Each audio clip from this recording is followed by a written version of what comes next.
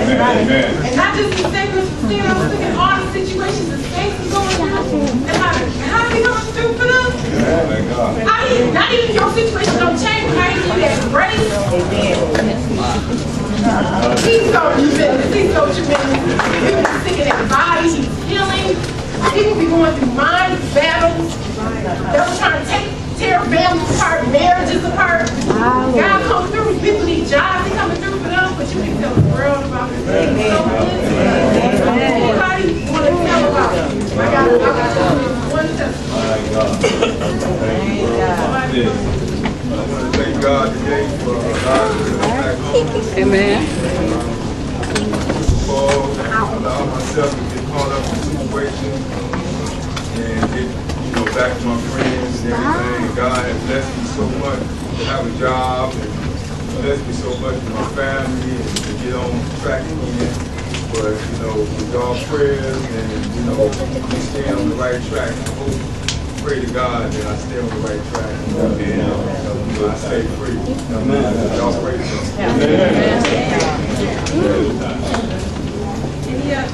I thank God for my salvation today. I don't know if the saints realize I've been out of the service. I want to say for like 3 weeks. I've been coming here and there or whatever, but the ministry knows that I've been working on my house, so that's why I've been away. But I'm still encouraged. I'm fighting for my life these days. But I just want to tell the world what God did for me. Just like how you moved the stone over for Lazarus, he came looking for me in New Jersey. And I truly appreciate what he's been doing for me in my life. I lived 29 and a half years thinking I was living life, but he showed me a different way. And I'm so glad to be saved today. Amen. Praise God. When he came looking for me, I was down and out. Like, I didn't have nothing, it seems like. And it seems like I couldn't make a phone call for somebody to cheer me up or nothing. And I'm glad I called on, I think I talked to my mother or whatever, and she kept telling me, like, you need to get to Jackson. And I told my mother, I said, there's no way I'm moving to Jackson from New Jersey. I've been saved 3 years now, and I'm in Jackson. Just allowing me, like showing me myself. And something else that's been happening in my life, God blessed me with a house, and it seems like the lady didn't want the house. She wanted it to be torn down. I worked with the city, and it just so happened that I got to know that the lady wanted the house torn down. And I went in the house, I'm like, I do rental inspections, and I looked at the house, I'm like, foundation's good. I see where there's a little damage or whatever, and I said, I can fix this, I said, there's no need for it to be torn down. So I called the lady back, and the lady wanted to give me the house. But I ended up paying like $150, which I pretty much got the house for free. Like just how God had to work on me to clean it up. That's how I'm looking at the house. Like people were looking at my life, or I looked at my life now. I looked at the life that I was living now, back then, and I should have been condemned. I should have been in hell right now, but through the mercy of God, I'm here, So anybody who's not saved today, just give them a chance. I've gotten more in 3 years than I got in 29 out in the world. So just pray for me. I'm encouraged. Thank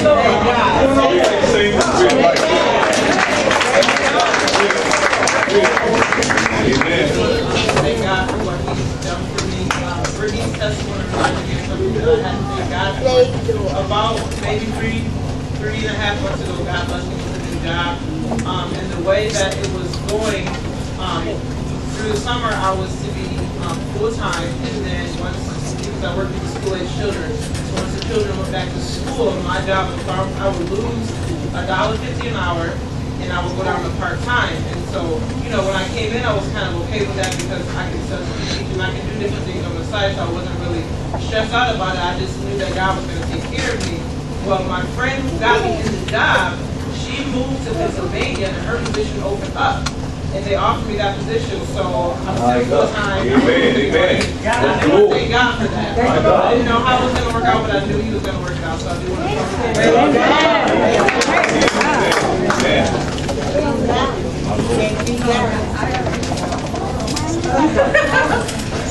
Hi everyone.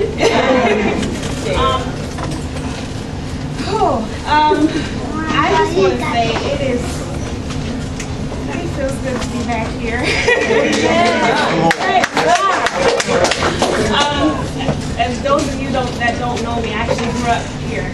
And my mom died when I was 15, and it kind of, strayed me away from the church. I've been through so much.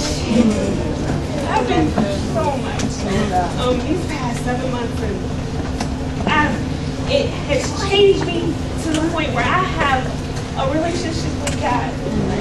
I have a relationship with Jesus Christ who lives in my heart, and I'm so happy. I don't have anything right now, but it doesn't even matter.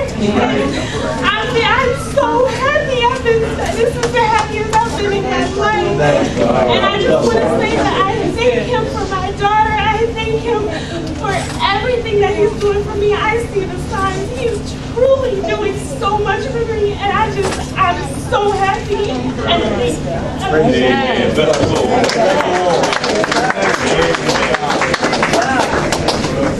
Thank the Lord. No, I'm not a young person, as you can see, but I can tell the world about this. I thank God for being saved. Amen. Thank God for being sanctified. Thank God for being in the true church of God. I want to thank God, as that song was saying, I can tell the world. In November, to be 42 years that God has saved me and kept me. And I thank God for it. That's what they said you cannot do. You can't live like that. Nobody is perfect. And all these things that I used to hear in so many different denominations I went.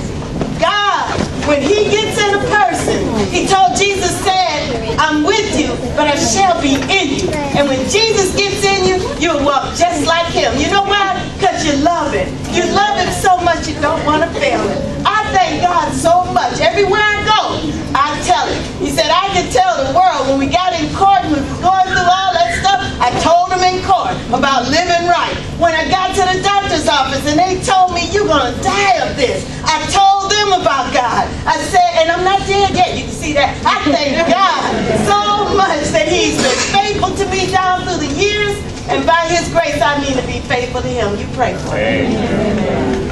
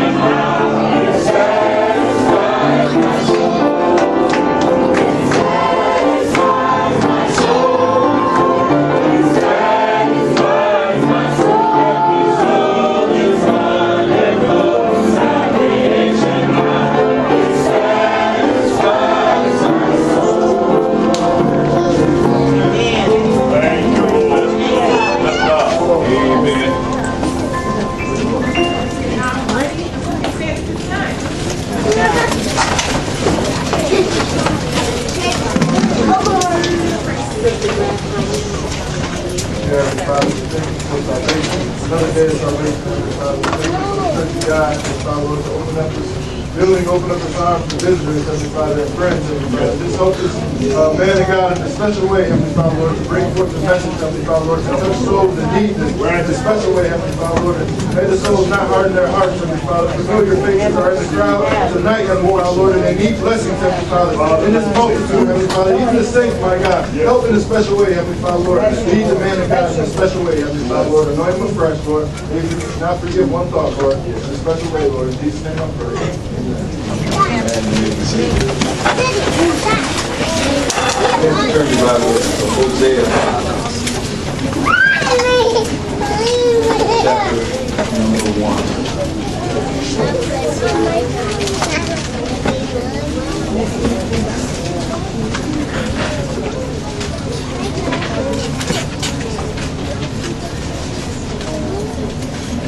If you turn your Bibles over to Hosea chapter number 1. I want to thank all those who tuned in to the broadcast tonight, all those coming out to the house of God, visitors. We appreciate you tremendously. We're going to look into the Word of God, Hosea chapter number 1. The word of the Lord that came unto Hosea, the son of Beeri, in the days of Uzziah, Ahaz, king of Judah, and in the days of Jeroboam, the son of Joash, king of Israel. The beginning of the word of the Lord by Hosea. And the Lord said to Hosea, Go, take unto thee a wife of whoredom, and children of whoredom. For the land has committed great whoredom, departing from the Lord. So he went and took over the daughters of them which conceived, and bare him a son. And the Lord said unto him, Call his name Jezreel. For yet a little while, and I will avenge the blood of Jezreel upon the house of Judah, and will cause to cease the kingdom of the house of Israel. And it shall come to pass at that day that I will break the bow of Israel in the valley of Jezreel. And she conceived again, and bare a daughter. And God said unto him, Call her name Hermana, for I will no more have mercy upon the house of Israel, but I will utterly take them away. But I will have mercy upon the house of Judah, and will save them by the Lord their God, and will not save them by bow, nor by sword, nor by battle, by horses, nor by horsemen. Now when she had weaned Hermana, she conceived and bare a son. Then said God, Call his name llame, for ye are not my people, and I will not be your God. Yet the number of the children of Israel shall be as the sand of the sea, which cannot be measured nor numbered. And it shall come to pass that in the place where it was said unto them, Ye are not my people, there it shall be said unto them, Ye are the sons of the living God. Read that last verse for us one more time. Yet the number of the children of Israel shall be as the sand of the sea, which cannot be measured nor numbered. And it shall come to pass that in the place where it was said unto them, Ye are not my people, there it shall be said unto them, Ye are the sons of the living God. Verse number 11. Then shall the children of Judah and the children of Israel be gathered together and appoint themselves one head. And they shall come up out of the land, for great shall be the day of Jezreel. We want to title the message tonight a little bit different. What we're going to do tonight, we want to title the message tonight, In Search of Gomer. In Search of Gomer. This is book of Hosea, about a prophet of God, and he was actually the son of a prophet, so he had a good clean upbringing, wasn't exposed to much in regards to the worldly ways, so on and so forth.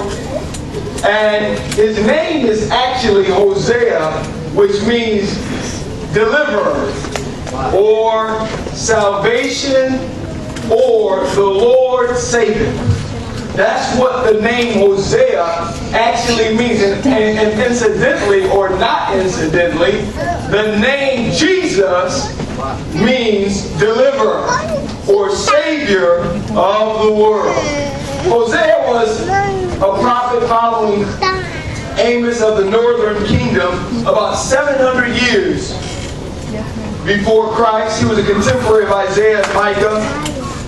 This was a time that Israel, God's chosen people, through the promise of Abraham, God promised that through his seed, he would have a people chosen from all the people of the world. And because of Abraham's faithfulness and obedience, God promised to bless his descendants long after he was gone. But during the time of Hosea, they had went astray. They had been faithful to God, but they had left God at this time, and they had went astray, seeking after earthly gods and earthly pleasures. But this was a time that actually, although they had gone astray, they were experiencing some great earthly prosperity and gains of temporal earthly pleasures and earthly acclaim. Although they were astray from God, in the minds of the world, they were doing quite well. They were actually enjoying some of the fleshy and earthly pleasures of the world and prospering in the eyes of the world. But during this time, because they had went astray and God desired for them to come back, during this time they had lost what true love really looked like and what it meant. During this time they had lost what true love felt like, and they had replaced it with sensuality, and they had replaced it with earthliness. And because God's medium that he used to get the hearts and to touch the souls of humanity was love, the very language that God was using to reach them wasn't working anymore, because they had redefined what they interpreted love as. And because through their lens of what love was, they weren't registering what God was saying, so they were rejecting what God was saying because it wasn't looking like their new interpretation of love. They had three primary interpretations of love at this time that they had gone astray. One, they had left the true meaning of love and they gathered a meaning that love could be purchased. They had gathered a meaning that love could be purchased. Number two, in other words, they would say, if you can get enough money, that's the way they interpreted love. If you can get enough money, you can get love. Number two, they had left the true meaning of love and they had gathered and embraced the perspective that love is the pursuit of self-gratification. Love is the pursuit of self-gratification. What makes you feel best is got to be true love. They had left off the real mindset and the real perspective of godly love, and it gathered the mindset of what makes me feel best has got to be love, and it's how I view love. So God, when I hear what you're saying to me, I'm going to measure it by how will my flesh feel if I listen to what you say. And if my flesh don't feel good by what I hear you say, then I'll reject it because that don't register as true love to me. So other gods had saw their earthliness and had replaced true love with a love that allowed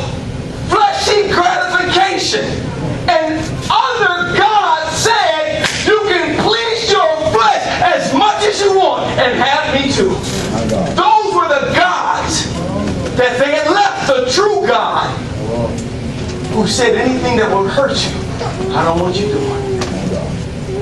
So they had embraced the second meaning of love, which was love is a pursuit of self-gratification. That's how I view it. I don't even hear what you're saying no more, God. If what you're saying does not gratify my flesh, I don't perceive it as true love. Now, thirdly and lastly, they view true love as love can be found in objects or things. If I obtain enough things, if I obtain enough objects, that's what true love is. Every human heart desires true love. And if the enemy can get in the field, if I just get enough, if I make it, if I go far enough, if I can just get enough, oh, go with me tonight, saints. Oh, go with me tonight. I pray you focus in. I pray you discipline enough to perceive where we're going. Now, my God, if I can just get enough, oh, the devil is at work. This is exactly what he's doing to this generation.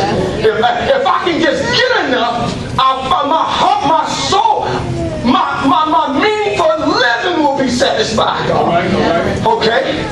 They had so polluted what real love and real purpose and real joy and real happiness was, that when God was trying desperately to win them back from straying to the foreign gods of this world by expressing His love for them, His forgiveness, His unconditional love, His affection, His care. Love is care. Love is concern. Love is sacrifice. Love is I have your best interest at heart. Because they are so polluted what real love was. When God was endeavoring to win them back through true love and expressing His love for them, they were rejecting it because they were comparing the love they heard the prophets expressing with the new interpretation of love. And because His love, God's love, was free. Love could be purchased. It's free. It can't be worth anything. It wasn't based upon self-gratification, fleshy pleasure, but it was based upon what's best for you.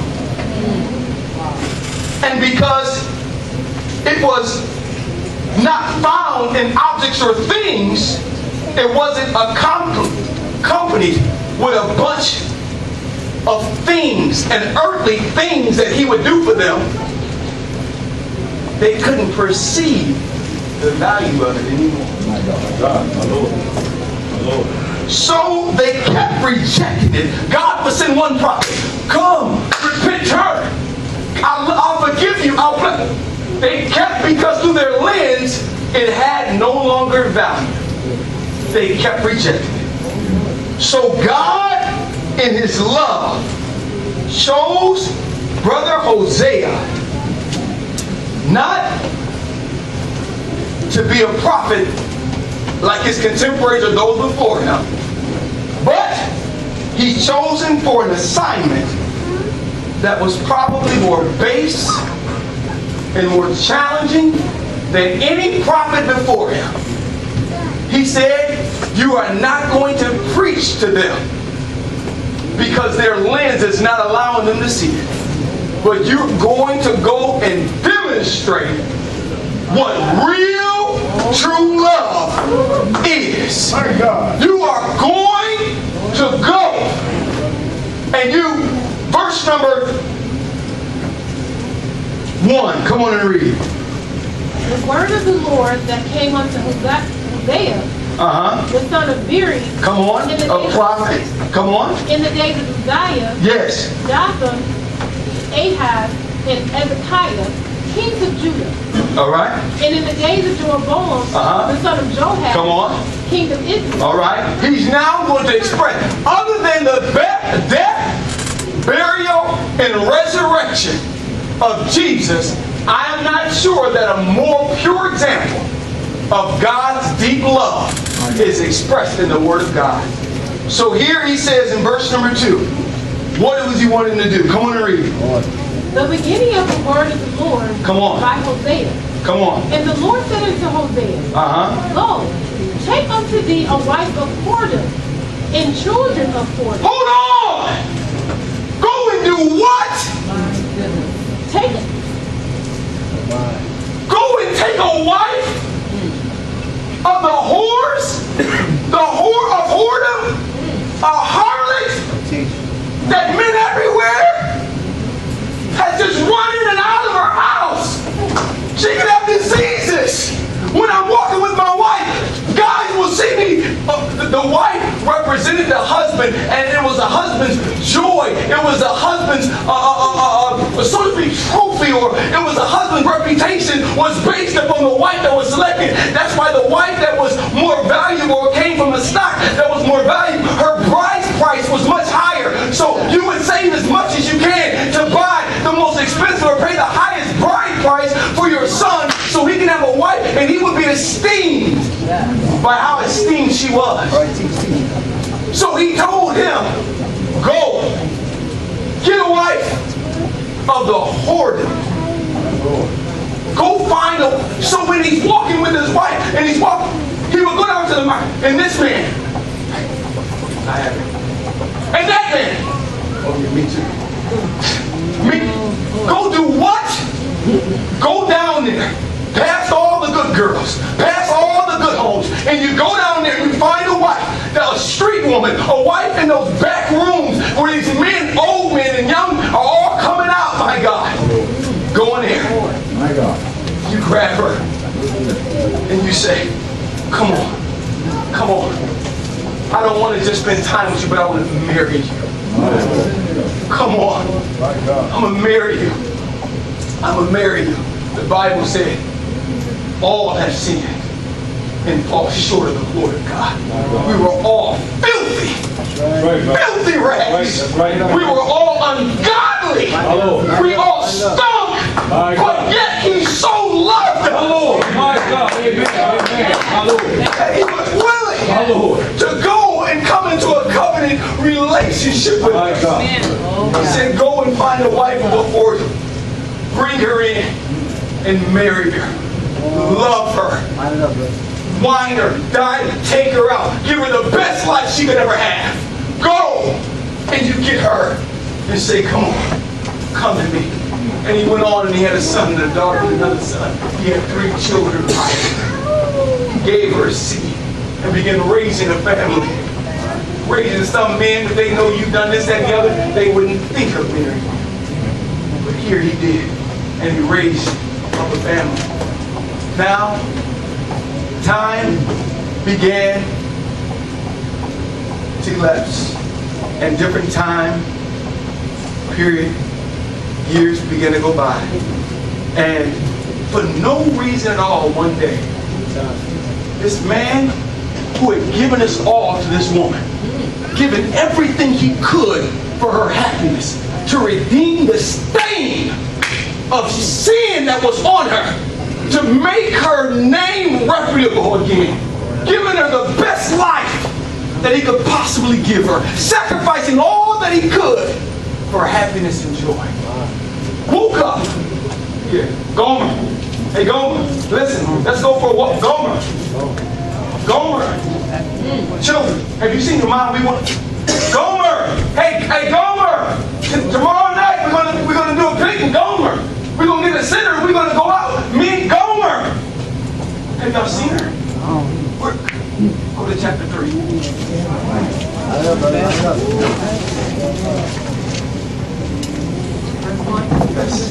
Then said the Lord unto me. Now mind you, he looked everywhere for her, but he couldn't find her. Gomer had left. For no reason at all, she ran out on him. You know what? I'll tell you something. It's bad enough, Sister Creta, when God reaches down his pure hands in the filth and miry clay of that horrible pit and pulls us up out of that wretched life of sin. It's bad enough. But I'm going to tell you what's worse is after he cleans us up, after he loves us, after he takes care of us for no reason at all.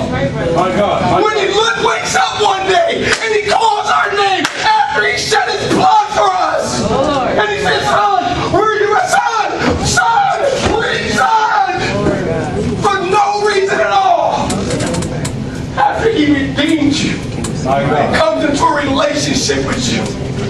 for no reason at all, you walk out and say, I'm done with you.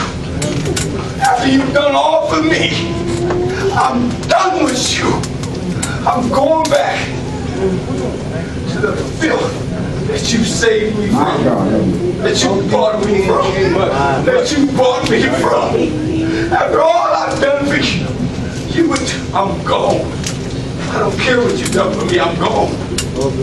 Now, love, a great love, would have only gone down into the filth of sin and selected a harlot to marry. But even great love,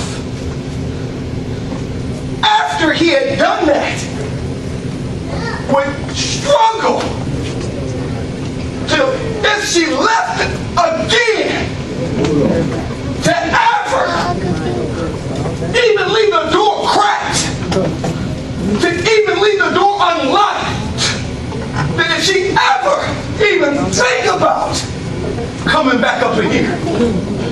Great love. But God has a love that humanity cannot comprehend. I don't care what you look like in your mind, how you try to wrap it around your mind. You as a human cannot conceive God's love. Those people that you gave up on, God is crying every night for them to come back. Those ones that you say it's a terrible shame, they're a reproach. I can't believe they done that to God. After God done all that to them, they come up in here, and even you as a saint of God still struggle with halfway accepting them walking up in here. God is weeping and crying and thanking heavens and glorying. Thank you, Lord. So after she had left, went back out into the field. Oh, God was a lot of Brother Hosea. He said, Brother Hosea, would read. Then said the Lord unto me. Oh, then said the Lord unto me. Go yet. My Lord, no doubt he said, oh Lord, is that you again? Oh Lord. Then said the Lord unto me, go yet. Go yet. Come on and read it. Love a woman beloved of her friend. Don't love a woman in love with somebody else. My God. Go love a woman that's back out loving other men. Come on and read. Yes, an adulteress. An adulteress. She shouldn't be in those relationships. Read. According to the love of the Lord toward the children of Israel. Go again. He didn't say accept her when she comes back. He said get up and go and find her. My God. Get up and go and search for her. She was a harlot, an adulteress. She had went back, and I'm going to show you, back out into the filth of selling her body to any man that had the money. He said, get up, leave your home, and go back again. Lord, are you telling me to go? He didn't say leave the door open. He said, get up and go. Where do you find a woman that's in that type of activity? My Lord, thank you. So he had to go back, not to the here or there to the esteemed places, but he had to go back down to the red light district. Now he's a man. He wasn't a woman. He was a man. A man has a certain pride when it comes to his woman. Now can you imagine for a moment? He's going back down there and he's looking for it. He's looking down in a dark place, the red light. He's sitting there looking at the prostitution houses. Is that her? Is that her? And he couldn't find. He didn't know. He couldn't tell them. So he would go and find a man and see what man, and he would see a guy leave. He would go and see a group of men. I don't even know what the conversations could be about. I can only imagine what the conversations was like. Hey, yeah.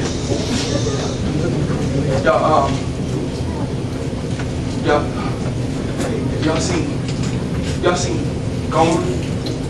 Who you talking about? Have y'all? My Lord, yes. My wife Gomer. Y'all seen Gomer? That's your wife? Bro, be sorry. I didn't know that was you. Bro, it's good. Sorry. I'm just looking forward, man. You tell me, bro, I'm so sorry, man. And the guy next to him, that's your Wow. Bro, I didn't know. I didn't. It's good, man. It's good, man. Can you just tell me where she is? I think she's down. I think she's down around the corner in that red house, man. Go around. Thanks, man. Go around to that. That's your wife. Yeah, man. How does a man have a conversation with another man about what he just? Oh boy. It's good, man. It's good, man. You go ahead. Let me walk around here. And let me go down back here. Let me go. And let me knock it's go. Is she read? Then said the Lord unto me, Go yet, love a woman beloved of her friend, yet an adultery, according to the love of the Lord toward the children of Israel, who took the other guy, and the flagons of wine. So I brought her to me for 15 pieces of silver. Hold on. See, when you start off in sin, you're kind of voluntarily going out and doing it. You kind of like, it's cool. But as you get deeper in sin, you get bound. Every sin you commit has spirits with it. See, when they start off as an harlot, they start off with just, let me just go and entertain a little bit. Let me just go and do a little. And as they get deeper into this game, into this trade of harlotry and prostitution, as they get deeper into it, they begin to be taken advantage of. See, sin will start taking advantage of you. First, it's fun, but then it'll start taking advantage of you. So they'll begin to be taken advantage of. They thought it was cool, they thought it was nice, but then they'll begin to be taken advantage of. So in that field, in that arena, in that profession, because they're beginning to take advantage of, and their money began to be taken from them, people begin to do things and then say, I ain't paying you nothing. So they got to go and find them what's called a pimp. And the pimp will have to go and take it and watch over. But now they have this false protection from this pimp, but they don't understand. Once they pledge their allegiance to his affection, they're his ownership. So see, sin starts off as fun, and then it'll burn you a few times, and then you don't understand. You become, my God, pimped by the devil. Yeah. And you ain't getting up out of here. You try to leave if you want to try to leave. You won't want to leave. They'll be out on the street, and they don't want to be out there no more. But my God, that pimp will grab them and let them know, you better not go nowhere. Yeah. You ain't going nowhere. You ain't going nowhere. So now they're saying, I don't want to be out here no more. I'm tired of this. I don't like this no more. I don't want to be doing this no more. But they can't leave because they're bound. See, sin will bind you. When you want to leave, you can't leave. When you're tired of it, you're not happy no more. You're sick of it. You don't want to be out here no more. You want to go home. You want to go back, and you'll look back to the beautiful home you had. You'll look back to how you had it, and you want to go. But you won't be able to leave. So here, she had gone deep enough in it where she actually was on the block to be offered. The only way she could be freed was for someone to come and buy her back. The only way that she could ever be released was for someone to come and buy her back. I'm so thankful that Jesus is a ransom. I'm so thankful that He paid the price for our ransom on that cross. He just didn't down that cross, my God. He paid the price of our ransom. So here, he goes. And they ask, that's her? Yes. I want her. You can't have her. I want her. That's my wife, man. What are you talking about? You can't have her. That's my wife. That's the mother of my children. I'll go get my children. I'll show you. Look at our baby. This is my wife. I'm sorry. Wow. You can't have her. But I want her though. I'll give you one of my children. I'll give you whatever I can. I'll give it. I'm sorry. Wow. This is her price. You don't pay it. You can't have her. But these are my children. I'm sorry, God. They're bound. Wow. Well, I'll give you some blood. I'll give you some bulls and goats. I'm sorry. But that won't do. I'm sorry, but that won't do. You want her? You have to pay the full price. But I'll give you some prophets. They'll go and they'll give their life. I'm sorry. They're tainted. They're not in position. They're not worth enough. But I gave you books. I gave you prophets. They gave their life. They're not worth it. But what do you want? I want everything you got. I don't have nothing but my only. Preach. My only begotten son is all I have. Don't take him from me. You already took the first of creation. You got Adam. You got all of his children. Why would you come for my only son? He's all I got left. You want it? Come on, Brother. If you haven't discovered yet, Gomer's you and I. Come on with it. You want it? That's right. You want it? That's right. Well, give me all you got. No! I've never been separated from the beginning. From the beginning of the beginning, we've been together. He's all I had. When my creation failed, I found comfort in my son. I was with my son crying and weeping. They failed us, son. Son, they failed us. They failed us, son. And he comforted me, and I comforted him. Now you're going to come and ask for everything I have. Do you want her? I want her.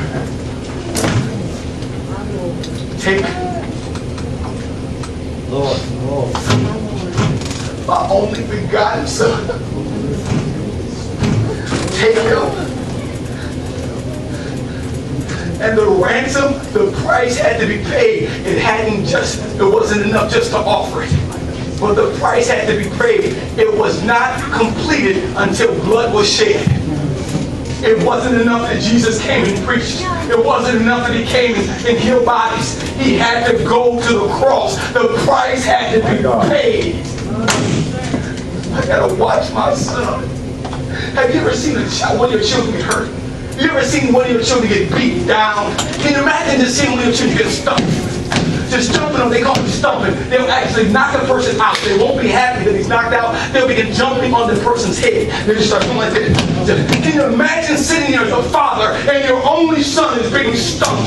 He's being stumped and you have to sit there. But not because of you and him, but you allowed him to be stumped because of these harlots, these adulterers, these sinful world. You and I smoking weed, getting drunk, sleeping around, doing all these things we know we shouldn't be doing. Lying, using the Lord's name in vain, getting high, stealing stuff, doing all this ungodliness. But he's saying, stump my son. I can't touch it because I'm hoping that the straying children of this world will say, Lord, I want to go back home. I'm hoping that Gomer will say, I want to come back home. I'm sorry. I'm sorry for the life I've been living. I'm sorry. Sin is adultery. You are purchased with the price. He bought back what was already his. The Bible said we are purchased with the price. The earth is the Lord's and the fullness thereof. You are already God's. My God, she was already, amen, Hosea's. He had to buy back what was already his because of the bondage she had gotten herself in.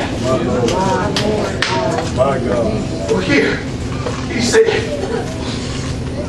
how much? How much? It doesn't matter. How much will it cost to bring them salvation to where they don't have to ruin their lives with one baby daddy and one other baby daddy and another baby daddy? Or if they've gotten themselves messed up with baby daddies, how much will it cost so I can clean them up out of the life of that baby daddy drama going in circles? How much will it cost for me to be able to turn their minds around and their hearts around, bringing them back home? How much will it cost, although he's bound by drugs, although he's bound by sexual spirits? How much will it cost for I'll be able to bring him back from those binding spirits and break those spirits, take a taste out of his mouth, take a desire out of his mouth? How much will it cost? He's forsaking his family. He's done his family wrong. He's breaking his mother's heart. He's breaking his father's heart. He's accumulating a prison record. He's accumulating this, that, and the other. How much will it cost me to be able to bring my son back home where he belongs? He said, I'm willing to pay it. I'm willing to pay it. I'll give you whatever the price is, that Gomer can come back home. You and I, we're Gomer. Those that are yet out there, and send our children, our family, and our friends, our Gomers. Those that are willfully rejecting the grace of God, doing things they know that are wrong. They may say, I live a clean life, I live a decent life. Listen, if you are sinning against God, you are Gomer. If you are sinning against God, if there's any sin in your life, God is saying tonight, will you come at home? Will you come back home? I'm willing to pay you. I'm willing to go and find you. I brought you here tonight. I'm dealing with your heart. I've gone to find you. I don't care what you're dealing with. It doesn't matter how bound you may be. It doesn't matter how much dirt you've done wrong. It doesn't matter. I'm not going to put it in your face, all the things you've done. Matter of fact, read the next verse. I'm not going to ask you how many people you slept with. Come on, read. And I said unto her, Come on. Thou shalt abide for me many days. Come on. Thou shalt not play the harlot. Come on. And thou shalt not be for another man. Come on. So will I also be for thee. What man reaffirms his commitment to the one that left him before that one ever reaffirmed his commitment to them? He said, I'm bringing you back. You will not be for another man. Honey, come on back. I'm reaffirming. Let's walk down the aisle. Come on. Let's renew our wedding vows. Honey, you can't imagine. You can't fathom the love of God. He's saying no matter what you've done, no matter what you've been through, let's get remarried tonight. Let's walk up the aisle. Let's walk up the aisle again. And I will stand up there as proud as I was the first time. I will stand up there as the proudest man that there was, that's marrying the most pure woman that's ever been. I, my God, will stand up there and I will sit there and I will be so excited. I will be so thankful that you came back home. I will not be able to wait until he says the vow. I will just scream before he even mentions it. I do! I do! Right now! I do! And you say, how could he say it that quickly? How could he just reaffirm himself to this woman that was such an idolatress, that there's so much dirt out there in the world? See, what you don't realize is there's something called forgiveness. And when God forgives, he casts all the things you've done prior to that forgiveness as far as the east is from the west. So by the fact that you agreed to come back up to the aisle, meant that you accepted the price that he paid his son, the 15 pieces. You accepted that, and by the fact that you accepted that, on your way walking to the altar, you were already forgiven. So when you stepped up there, he didn't see red spots and black spots and green spots. All he saw was a white dress. All he saw was purity. All he saw, my God, was innocence, my God. Thank you, Lord. All he saw, because he shielded with the blood that was shed. When he saw you sitting there, he didn't see you as a backslider coming back.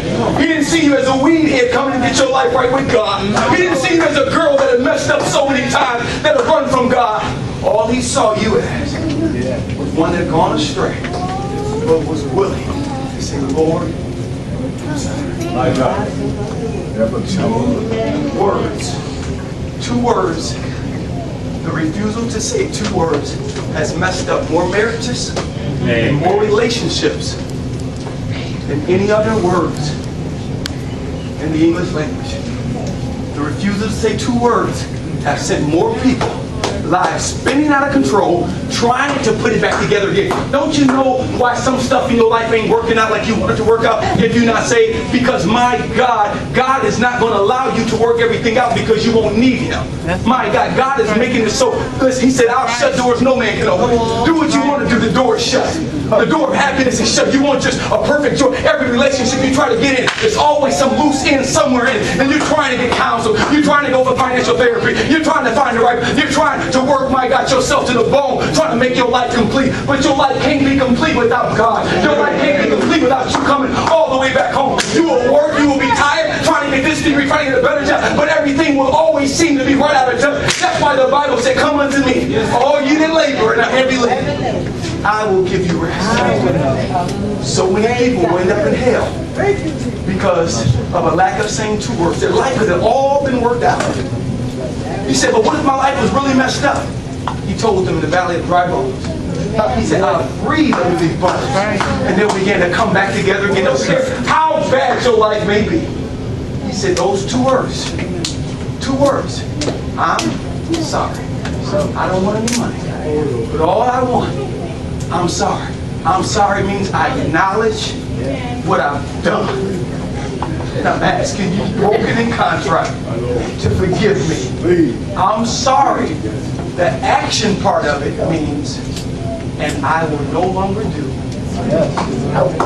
the things that I've done that caused you wrong. All the sins that I'm involved in tonight, that weed I got in my car, I'm throwing it away. That girl I've been with, my God, doing stuff with that I'm not married to, I got to let her know. Until we marry, we can't do that anymore. My God, although I've been reading my Bible sometimes, my God, I still find myself doing wrong. Tonight, I'm asking God, I'm sorry. God said, I don't want money, I don't care what it is. All I'm asking you to do is just say, I'm sorry. I'm sorry, God. I want to come home. He said the prodigal son, he was yet a great ways off. His father ran, fell on him and kissed him, and said, kill the fatted calf that's restored. But he just wasted all your money. Not his money, your money. It don't matter. It don't matter. How much? How much? Thank God. How much? Thank God. Hosea ran to Gomer, brought her back home, reaffirmed his commitment to her, and said, we are one. I forgive you for all you've done. My God. That is the message of the gospel of Jesus Christ. That is the message of the love of God that passes understanding. That is the message for you and I. My Lord. My God. My Lord. My Lord. There's one tonight that want to pray. If there's one tonight, maybe there's been a strain. Maybe you just need prayer. Say, Lord, I want to reaffirm my condition. If there's one tonight that want to come and pray, come on up and let's pray. If there's just one person tonight that wants to say, I want to pray, come on up. Come on up and just sit right up here. Let's pray as we sing. As we sing. There's one. We'll pray with you. We'll pray with you. Lord, I'm acknowledged. I've done some things I shouldn't have done. Lord, your love is what I'm searching for. Your love is what I'm seeking at. Yes, the love of God. If there's one, we'll pray.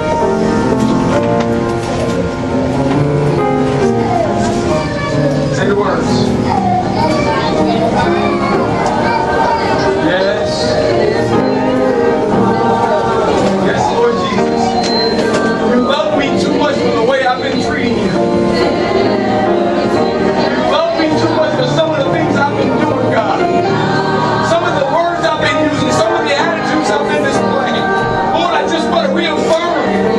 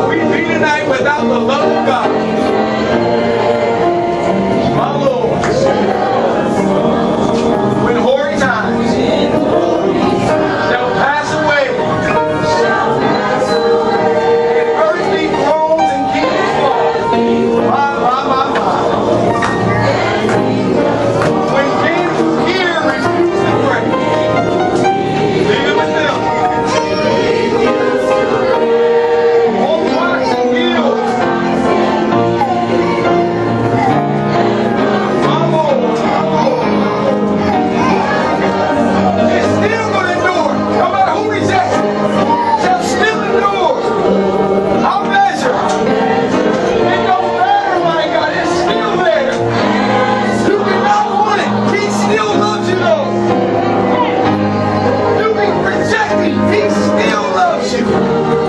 My Lord is an unconditional love. Could we would think, my, listen, say, come on with it. The ocean, and more the skies, of parched with rain, for every stalk on earth of will, and every man prescribed by trade to write the love of God above would drain the ocean dry. Your goodness roll, contain the whole, don't stretch from sky to sky. All love, I'm rich. No matter what you've done, I love you. No matter how messed up, I love you. No matter how many times you've done it, I love you. I will die for you again.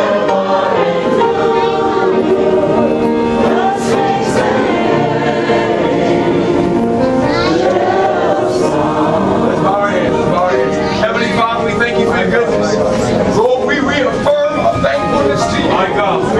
For your love that you shed, that you have towards us, Lord. Father, thank you for reviving the thought of love. Lord, when we was messed up, we were adulterous, dear God. We were harlots, dear God. We were dirty and filthy.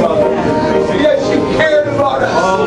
Yet you came searching for us. Lord, many of us messed up again, but you went searching again. You forgave us again and again, Lord. Lord, you married us. Lord, we thank you for that expression of divine love. Lord, our conception of love was all messed up. We didn't know what love was. We didn't understand what love was. But you still loved us anyway. We were searching for love in all the wrong places. We were defining love all the wrong ways. But you still loved us. You still came after us. Lord, we just thank you. We just pause for a moment and say, thank you, Jesus. Thank you, Jesus. Love you, none love. We just thank you so much, Lord. Just like Gomer. And you are our Hosea. We just say thank you, Lord. Father, anybody here tonight, Father to God, that may not know your love, Father to God, it's so sad because they don't even understand what love is. The devil has so messed up our minds and sin that when love reached out to us, we didn't even want it. We were so messed up. When real love showed up, we didn't want nothing to do with it. But Lord, we just pray that you can some type of way. There's some people here, there's somebody here, Lord God, that needs to say I'm sorry. Somebody here tonight needs to accept your love. We just pray tonight that you would have your way. Thank you so much for the visit. Thank you so much for revealing your word to us. May we never ever forget the extent of the love of God. In Jesus' name, let us all say amen. Let us quote John 3:16 together. God so loved the world that he gave his only begotten Son, that whosoever believed in him should not perish, but have everlasting life. God so loved. God so loved. Friend, when nothing else works, love does. Amen. There is something in the souls of mankind that makes it very difficult, and God arranged it this way, for a person to reject love compelling them. It's hard when true love compels you. It's hard to reject it. It's hard to reject it. Tonight, love is expressed. Love is here. We're going to dismiss, but after we dismiss, if anybody else wants to pray,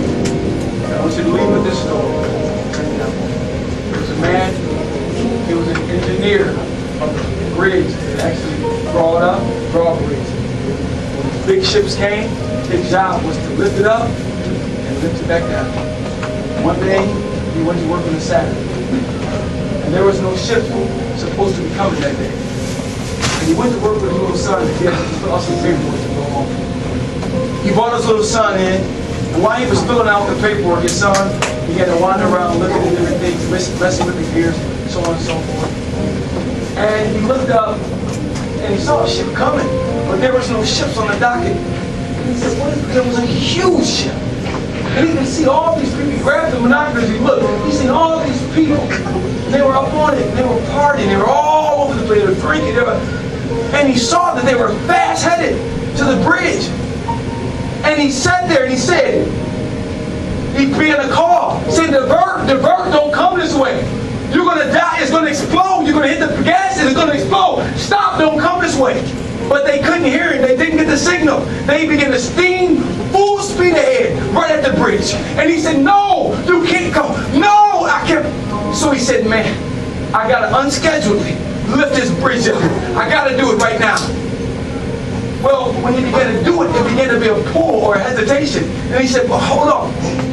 And he heard a whimpering. And he looked down in the gearbox. He said, what is that? What? He was pulling, the sun was playing in it, and the sun was caught in the gears. And he said, hold on, son, hold on. And he began to see this boat that was coming faster and faster with all these people, and they were partying, and they were just like that. And he began to say, no, I can't let it up. My son is stuck. I gotta grind him. So he began to sit there, and he said, hold on. All these people will die if I don't let this up. But if I do, my son, I gotta grind. I can't do it. I don't know. And it said he just closed his eyes. He grabbed the lever. He looked at his son.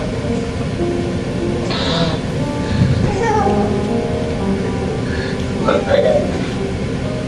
He just pulled the gear.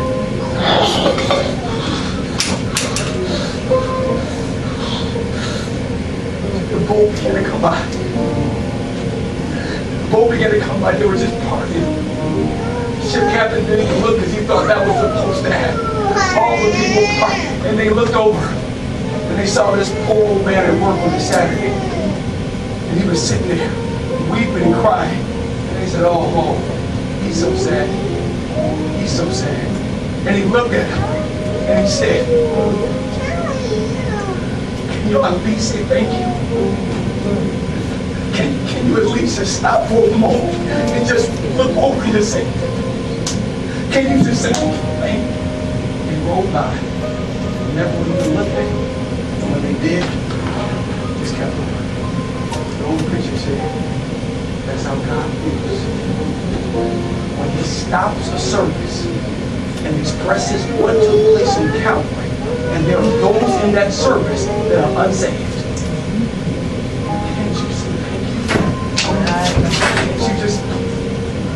Are you so stuck on what you want to do? I used to say people go to hell. That's how could God... If they go past all of this love and expression of love, yet to go on to say, I don't care. I want what I want. My God. God is saying they went past the very best that I had. And God bless you. Thanks so much for coming to Family Art.